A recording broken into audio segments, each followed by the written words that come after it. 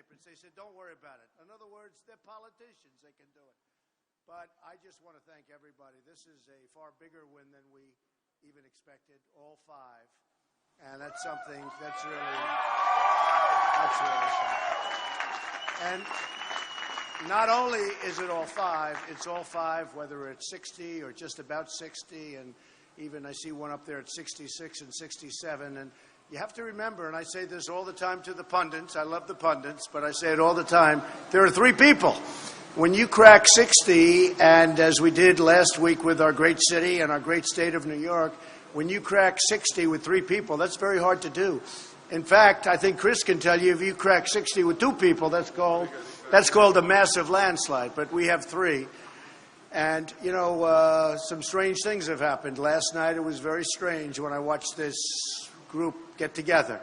That was a strange moment. I got a call at 11 o'clock, and we talked, and I said, I think that's a good thing because it shows weakness, it shows ineffectiveness, it shows failing campaigns. It's collusion.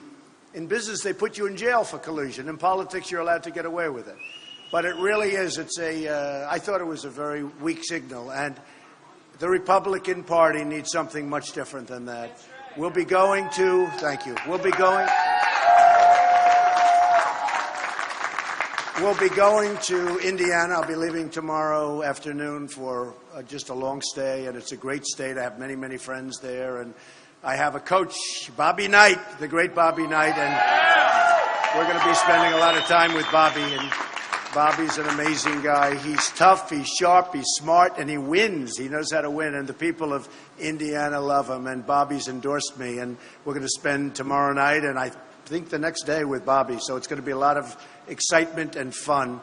And that's called the gold standard for Indiana. I would say Bobby Knight has to be the gold standard. And we have so many other people that have endorsed us there, so that'll be great. So we'll start in the afternoon, and we're going to be spending numerous days in Indiana, and it's going to be something really, really special. So I want to thank the media. The media has really covered me very fair for the last 2 hours.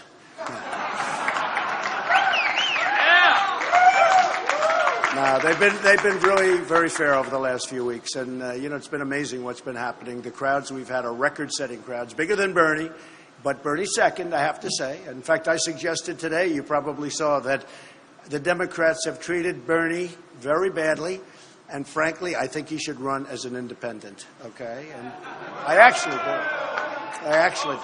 I think they've treated him very badly, and the system is a bad system, and whether it's their system or our system, you look at what goes on. But, the best way to beat the system is have evenings like this, where you get record-setting votes, where you get record-setting delegates. I use the analogy of the boxer. When the boxer knocks out the other boxer, you don't have to wait around for a decision. So that's what it is, and that's what happened tonight. That's what happened last week in New York. And that's really what's been happening throughout. We have millions more votes, millions more than Cruz. We have millions more votes than Kasich. I mean, Kasich now, I guess he was 1 in 41. So now he's 1 in 46. Why is he here? I can tell you that if you look, Dr. Ben Carson did much better. He could have hung around and done very well. If you look, Chris Christie did much better. If you look, Marco Rubio did much better. In fact, Marco Rubio right now has more delegates than, Kasich. I mean, he's got more delegates, but so many others. I mean, they've actually done, all they had to do was hang around, but they thought it was inappropriate, and a lot of people don't like seeing it. It's like a spoiled person that just says, I'm just staying for whatever reason. So Kasich, and by the way, as soon as Kasich gets hit with the first negative ad, he's had none. Bing, that's the end of that. It's the only thing he can say. And today we came up even against Hillary, but we will beat Hillary so easily. And, remember this. Remember this. I was not going to run according to everybody, and I ran. I was not going to sign Form A, which basically you sign your life away, and I signed Form A. And then everybody started saying, wow. And then we put in financials. The financials were phenomenal, far better, a little bit like this evening, far better than even people thought. Great financials. I built a great company with the help of my sons and my daughters, and with the help of my family, frankly. It's been great. But we built a great, great company, and that was good. And then everybody said again, well, he's just going to have a good time for a couple of weeks. He's enjoying it. And very shortly, we went to #1 over a 3 or 4 week period. And we've been there ever since. We've been #1 ever since. And again, millions of more votes, hundreds of more delegates. And I think this one is maybe the biggest of them all. I mean, New York last week at almost 62% was incredible, far better than what people thought. They said if you could break 50, again, with 3 people, it's very hard to break 50. We hit almost 62%, picked up so many delegates. Last week we had 95 delegates in New York State, New York City, the whole thing added up to 95. We picked up almost every single one of them. It was an amazing victory. But this one's a diverse victory. I mean, you go Rhode Island, and you go Maryland, and you go Connecticut, and you go Pennsylvania, and you go, I mean, the whole thing, Delaware, and every one of them was conclusive, and every state is so different. I mean, it's so different. I think one of the greats was when you look at almost 50% in Massachusetts and almost 50% in the state of Alabama. Now, that's pretty different, but we have all across the board. And I think we're going to do really well in Washington State. I think we're going to do amazingly well in Oregon and every place we're going to. I mean, we're going to be fighting hard. New Mexico, we're going to be fighting really hard. And I think that Governor Kasich and Senator Cruz have really, really hurt themselves with a faulty deal that was defaulted on before they even started. Because Kasich said, well, what do you mean? Aren't they going to vote for me in Indiana? Well, I said, I thought they just made that deal. So what it is politicians all talk, no action. They can't get it done, and they certainly can't straighten out our country because we're going to bring back jobs. We're going to take care of our military. We're going to be doing so many things. And to me, especially over the last 2 weeks, because I traveled New York State, and I went to Syracuse and Poughkeepsie and Rome, this Rome, our Rome, New York, as opposed to there's another Rome out there someplace.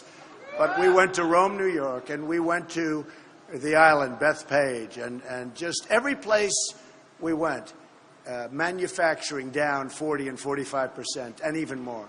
And then we go to Pennsylvania and we see the same thing. You look at what's happening with steel and you look at what's happening in so many other industries. And I'd get statisticians to give me numbers, and before I leave all the time, give me the numbers. And every single place I go is a disaster. Manufacturing down 40, 45, 55, 60% sometimes in a relatively short period of time. Our jobs are being sucked away from our country, and we're not going to let it happen anymore, folks. We're going to make it very, very difficult to do that. And when companies want to leave this country, our great country, and they want to lay off all of these people that in many cases helped build the country, there will be consequences for that company to pay. When they think they're going to make their product and send it in, no taxes through a very weak border, which, by the way, our border will be very, very strong, and we will build the wall. Just remember I said it, okay? But when they think they're going to send their product right through this weak border and they're going to pay no tax and have absolutely no consequence for what they did, it's not going to happen that way. And you know what's going to happen? When we do that, all of a sudden companies are going to say, I'm staying in Syracuse, and I'm staying in Pennsylvania, and I'm staying in Maryland. And I want to thank the people of Maryland. They've been so incredible. We had some rallies all over. But we had some rallies in Maryland and Pennsylvania that were absolutely unbelievable. Yesterday in Pennsylvania, we were in an arena that was like Madison Square Garden. They turned away thousands and thousands of people. Unfortunately, the press never reports that. They always show my face. They go like this. I said, does anybody ever want to show this arena that's got tens of thousands of people in it? But they don't do that. But that's okay, because I'll at least explain it to you. But we're going to have our country back. We're going to make America great again. And I just want to tell you, for the 5 states, I am so honored. This was, to me, our biggest night because it shows such diversity. So thank you very much, and we will take some questions. Yes, CBS.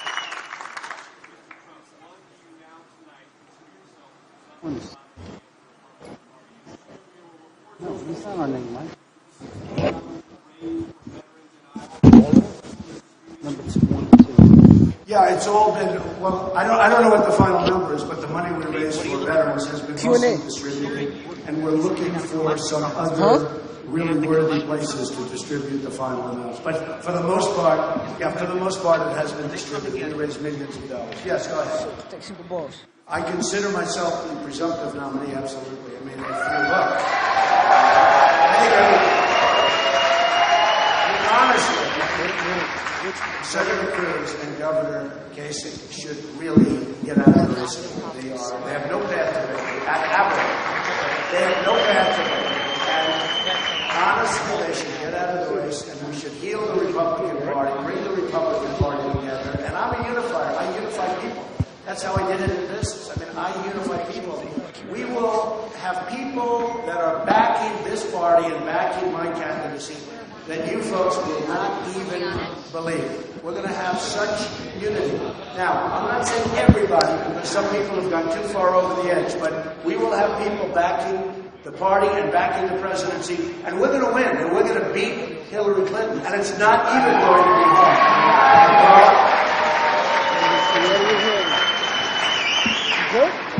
Thank you.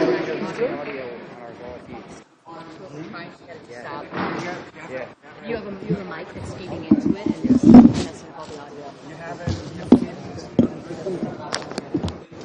One of these microphones here is open. Well, let me give you an example. had an open It's mic. a very good question. And of course, we look at different things, and I don't want to do that. And we're leading by so much, and I think we're going to hit the numbers pretty easily, and most people agree with that. And probably before we end the process, but if it is, there's a lot of room in between the convention and that. There'll be a lot of delegates available, and we're only going to be a tiny bit short, but I don't think that will even happen. But if you look at Pennsylvania, first of all, they have a man named Brock Mason, who is a tremendous leader. And one of the things with Pennsylvania, you know, we had a massive victory, 60%, above 60%. Pennsylvania has been amazing. We get 17 delegates outright, and then you have 54 or so delegates that are, you know, up for grabs. The one thing different with Pennsylvania, and I've been hearing about it, I've heard about it for years actually, is that the winner of Pennsylvania, there's a moral obligation, at least on the first round, to support the person that won. Now, we didn't only win, we won big. And again, we have to get in mind, you have the three people. And when you have three people to get 60%, that's almost unheard of. Honestly, if you had two people and you got 60%, that's a really big victory. So here you have a case where we have a great leader, great Republican leader, and you have a moral obligation in Pennsylvania that those people will, and all I care about is the first round. You know, when you people write about Cruz is going around giving people dinner, buying people everything, riding them around all over the place, getting them into hotel rooms, because he's looking for the second and the third and the fourth. I'm not really too interested in that because we're going to win on the first. I'm not looking to go second, third, fourth, but maybe I'm making a mistake. I mean, the truth is, even if this did ever go there, can you imagine if Donald Trump, because in California we're up to almost 50%, I think we hit 50 today, and they're at 18 and 16. I mean, there's a massive difference. So we're going to have a big California. I think we're going to do great in Indiana. Indiana is the home of Carrier Air Conditioning, which is leaving from Mexico, that I've been talking about for the last 4 months, long before I knew Indiana would be so important. And I'm saying that won't happen if I'm president. Carrier will not be leaving Indiana if I'm president. But I've been talking about this for a long period of time. So when you think of it, and the really unfair thing that the pundits never report, when I began the process, we had 17 people, very capable people like Chris, governors, senators, Dr. Ben Carson, very smart, tough, highly accomplished people. 17, a record in the history of politics, 17 people. So I go and I start winning, and I'll win New Hampshire, and I'll get whatever it may be, 32%. And people would say, why did he get 50%? I said, you can't get 50% when you have 16 people. Then I go to South Carolina. We have a massive victory. That was Cruz's stronghold, except I won it in a landslide. And I won it because of the evangelicals who backed me. The evangelicals have been unbelievable, and they backed me. So I won there. And we had 12 or 13 or 14 people. We had many, many people, and I got a lot. And then we went to Nevada, we went to the South, Alabama, with all of the people we had, we almost got 50%. Massachusetts, with all of the people we had, we almost got 50%. The pundits, I was watching tonight, the pundits never talk about the fact that these early states, especially, even now we have 3. 3 is unfair. You know, Hillary has 1. I have 3. There's a big difference. There's a big difference between fighting 1 person and fighting 2 people in terms of percentages. So what I'm saying is when you talk about the 1237 number, the first 70% of these things we had from 16 people and even 17 people to 10 to 8 to 6 to 5 to 4, and now we're at 3.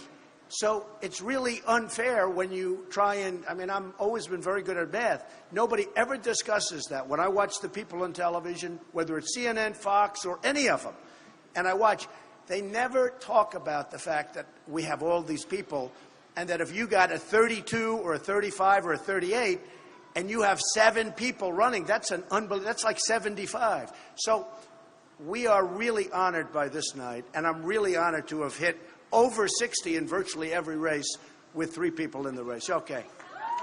Well, go ahead, Tom.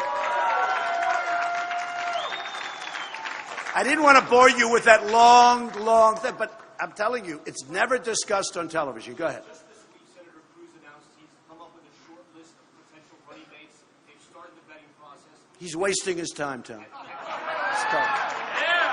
List of running mates. In fact, I heard he had a news conference tonight, and I heard the news conference was for the purpose that he's getting out of the race. That's what I thought. And instead, he just had a news conference, more talk, you know. But no, I don't want to even think about it right now. I'm not doing that. We're going to set up a committee at some point in the not-too-distant future, but I just don't want to think about it right now. I want to finish it off.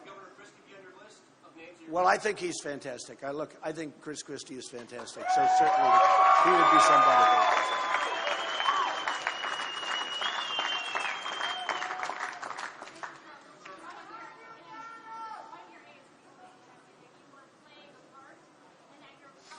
No, I am me. You know, it's interesting, Sarah. I hear that, you know, he'll be presidential, he'll be not presidential, he'll do this. It's very easy to be presidential. By the way, much easier, but I'm not playing a part. Look, I started off with 17. I'm down now. I'm winning it. It's over. As far as I'm concerned, it's over. These 2 guys cannot win. There's no path. So why would I change? You know, if you have a football team and you're winning, and then you get to the Super Bowl, you don't change your quarterback, right? So I'm not changing. I think we're going to do great in the general. Well, I may act differently, but my thought process is the same. You know, when I speak to a group of 10 people in a conference room, I'm not going to be speaking the same way I spoke in Pennsylvania yesterday to 25,000 people. It's a very different thing. But I'll be saying very similar things. Yes, go ahead. Well, to kind of follow up on that point to some extent, as you shift your focus, say, to this foreign policy speech. I'm doing a foreign policy speech, yes. Yeah, which I look forward to.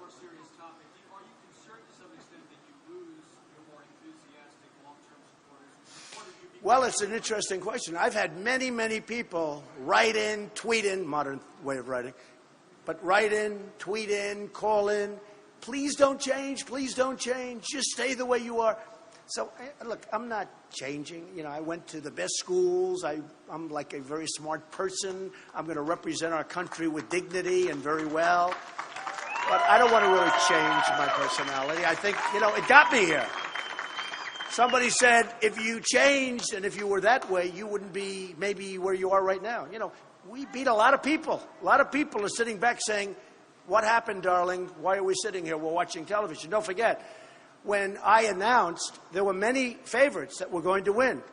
One of those people raised over $100 million in a PAC and a lot of money personally.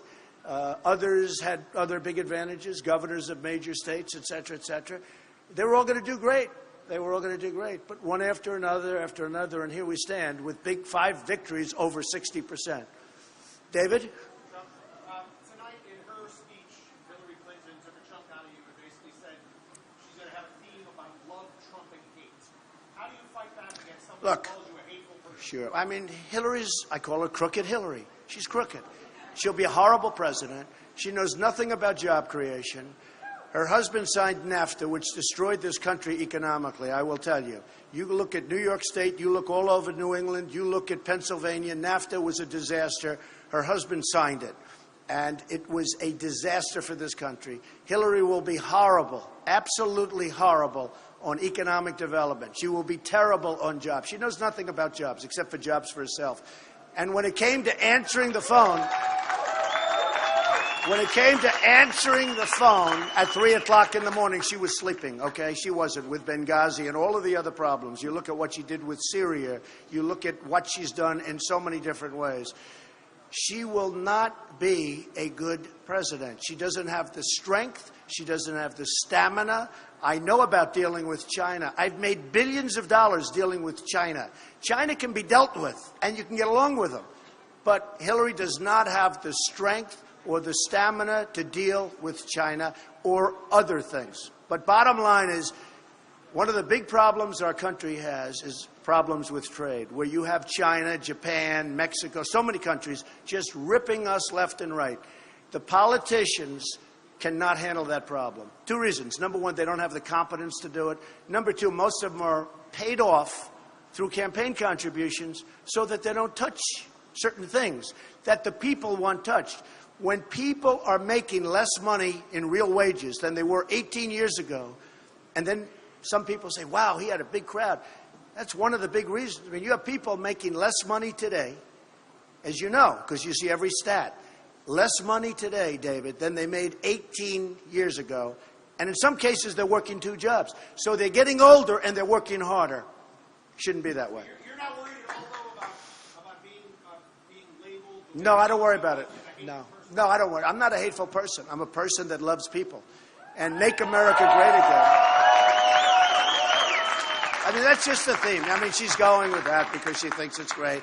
I'll do far more for women than Hillary Clinton will ever do, including, remember this, including protecting our country, because she will not be good with the military. She will not be good with protecting our country. And she's had her shot. And she also raised her hand when it came to Iraq, and she shouldn't have voted. And if you remember, just take a look at the things that Bernie Sanders was saying about Hillary Clinton. She said she's not qualified. He said she is not qualified to be president. But he said something else that was, because qualified, what's qualified? I mean, you got to go out, you got to run, and you see what happens. But he said some things about her that were so incredible, and so incredibly bad. There's a great level of hatred right there, but he's been telling the truth. And I really mean it. I think Bernie Sanders should run as an independent. I think he'd do great. Okay.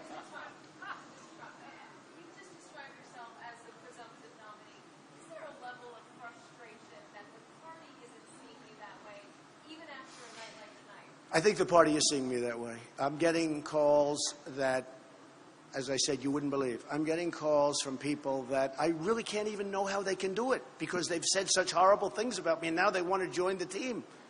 Chris can tell you that. Ben Carson can tell you that. Other people can tell you that. I'm getting calls. Corey can tell you. Paul can tell you. We're getting calls from people where I actually say, how could you do this? How can you do this? How can you do it? And they have no problem. But the fact is, names that you wouldn't believe, names that you interview and say, oh, Trump, Trump, Trump, and now they're calling they want to join the team. Oh, a lot of them will be coming out soon. They want to come out very soon. Yes.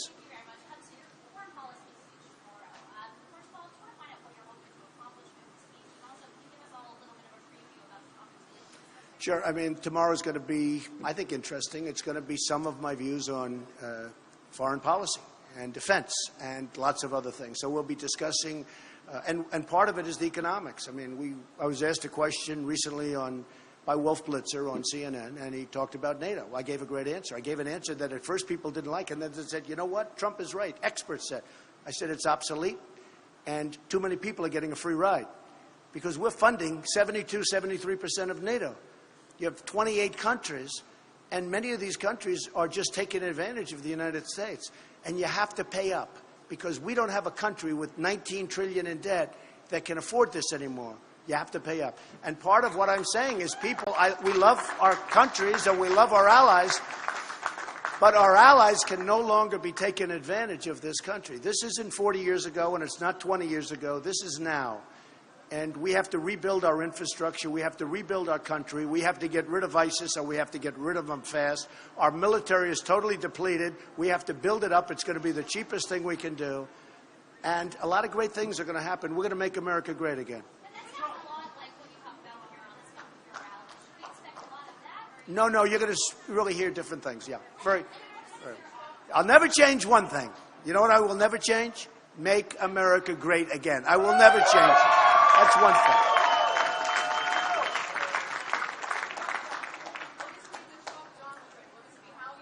No, it's not going to be the Trump doctrine. And you know what I say? It won't be the Trump doctrine because in life you have to be flexible. You have to have flexibility. You have to change. You know, you may say one thing and then the following year you want to change it because circumstances are different. And I've followed people for years, and I have friends that are the most successful people in the world. Many of them are endorsing me. Carl Icahn, many of the great business people are endorsing me. You have to have flexibility. You can't say, this is my doctrine, I will not move, because the world changes, countries change, leaders change, lots of things happen, so you can't say that. Okay, yes, sir, go ahead. Mr. Trump, when you talk about winning in the last few races, a lot of us were talking about the ceiling that you had. You definitely blown through that. We don't have a ceiling. You know what our ceiling is? I think it's 100%. We don't have a ceiling. And again, the ceiling was always so unfair because I'm going to just do it again because I want to do it because it's so important. But the ceiling, wait a minute. The ceiling, they kept saying he doesn't hit the 50%. Well, now they don't say that anymore. But how do you hit 50% when you have 16 people in a race? You can't do it. Yeah, but we're talking about it just here in the Northeast, New York, Pennsylvania. These are places. No, you don't understand. I have many people running. How are you going to win these? I think I'm going to win New York. No other Republican can say it. I think I'm going to win. Excuse me. Conservative voters. Did you see the polls where they're coming out tonight? The most conservative people in the Republican Party tonight back Donald Trump. The most conservative. Okay, the most. Got to see the polls. Go ahead.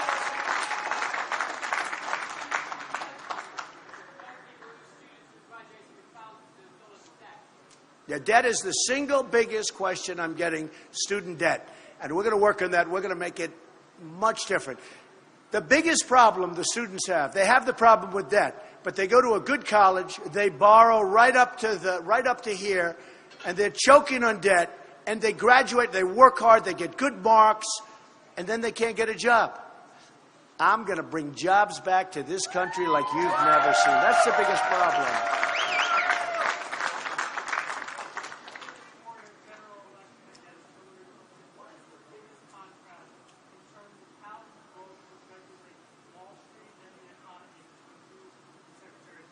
Well, we have a lot of contrasts in terms of jobs. We have a lot of contrasts in terms of how I would handle Wall Street. Look, Hillary Clinton is funded by Wall Street, folks. I mean, she's going to get the nomination unless she gets herself indicted with respect to what's happening with the emails, okay? You know, what I don't understand, you look at what's happened to so many other people, and they went through hell. Their lives have been destroyed for doing less than what Hillary Clinton did. What she did is an outrage. It's an absolute criminal outrage.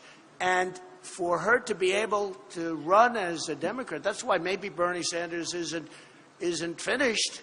But the only way you can say that is if something happens to her. She's being protected by the Democrats because what she did, and I see it, and whether I read about it in the papers or I watch it with experts, legal experts on television, virtually every single one of them said what she did is a criminal act, and what she did is a very, very dangerous thing for our country. And yet here she is running for president. So I think that Hillary, honestly, she's a flawed candidate, and I think she's going to be easy to beat. I think she's going to be much easier to beat than most of the 16 people that I competed with just recently. Go ahead.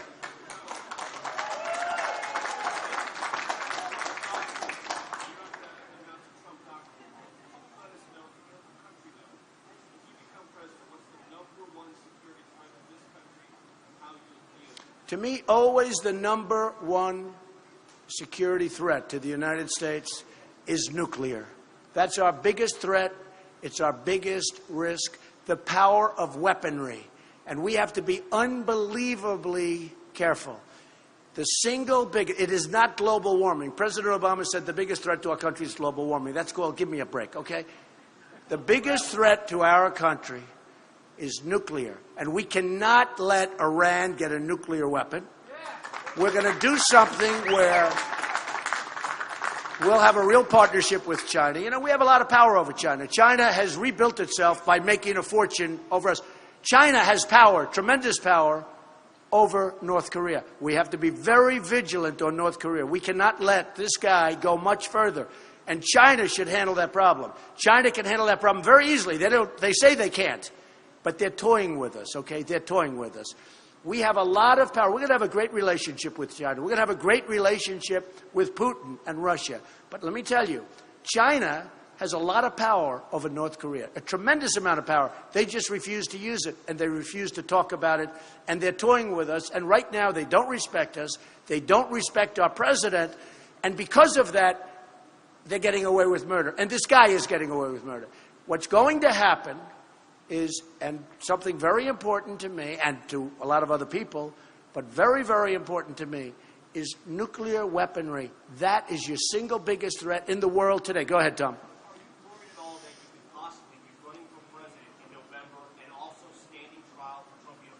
No, that's a civil case, very simple. I'm going to win that case very easily. Yeah, go ahead. Go ahead, Sarah, go ahead.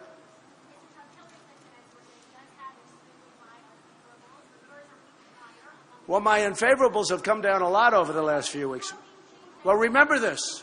Okay, I saw it on all of the cable stations and a lot of the networks, and I read it in a lot of papers. I've had 55,000 negative ads against me. When I ran in Florida, I had 14,000 negative ads, millions and millions of dollars, and I won in a landslide. I've had negative ads all throughout, and I've won races in a landslide. Okay, in a landslide, you know it, you report it, you all report it. I'm not, even Carl would agree to that, right? I mean, landslides. And yet I have this tremendous amount of, you almost say, do ads mean anything? I think we're going to hurt the industry pretty much because people are going to say, what does an ad mean? But I've had, now, largely the ads were false. A little truth to some of them, perhaps, but largely false. But I had 55,000, 100 million, and even more negative ads. Even in New Hampshire. I mean, Jeb spent millions and millions of dollars on negative ads, and I won New Hampshire in a landslide. No. But now what's happening is most of these people that have been fighting me are gone. And when I'm one-on-one with Hillary, she will be, as I said, easier to take down, much easier to beat than the people, many of the people that I've already beaten. Okay.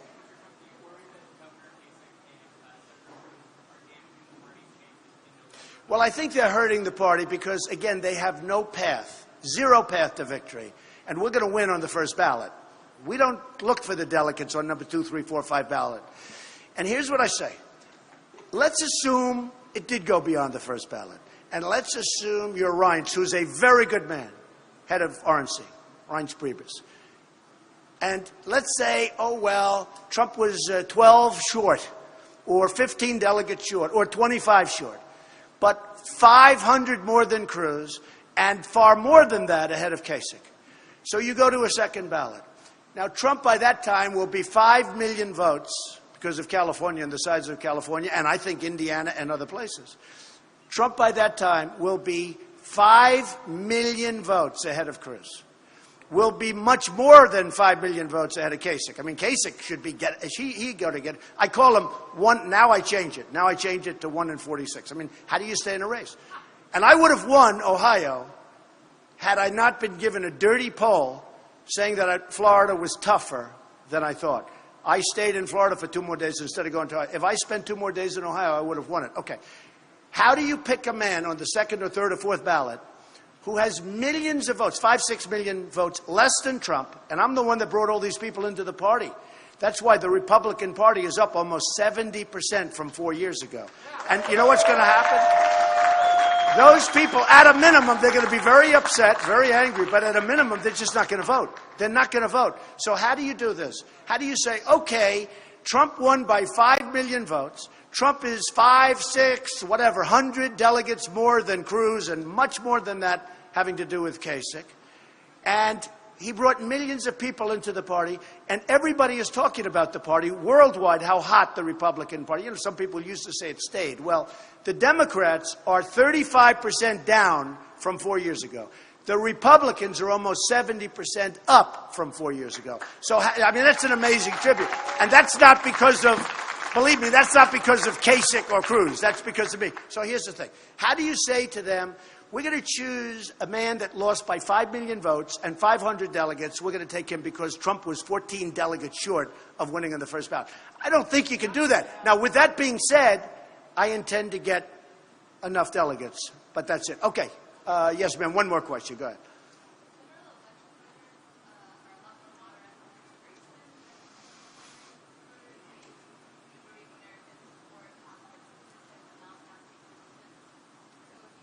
I'll stick with my feelings on immigration. If you look at what's going on in immigration and just look at the record numbers of people right now that are pouring across the borders of this country, they're pouring, excuse me, I just read it. And I read it in actually a legitimate journal. All right. We need protection in our country. You look at the kind of crime, you look at what's going on economically, we need borders. And by the way, I want people to come into our country, but I want them to come in legally. They have to come in through a process. So I will do one more.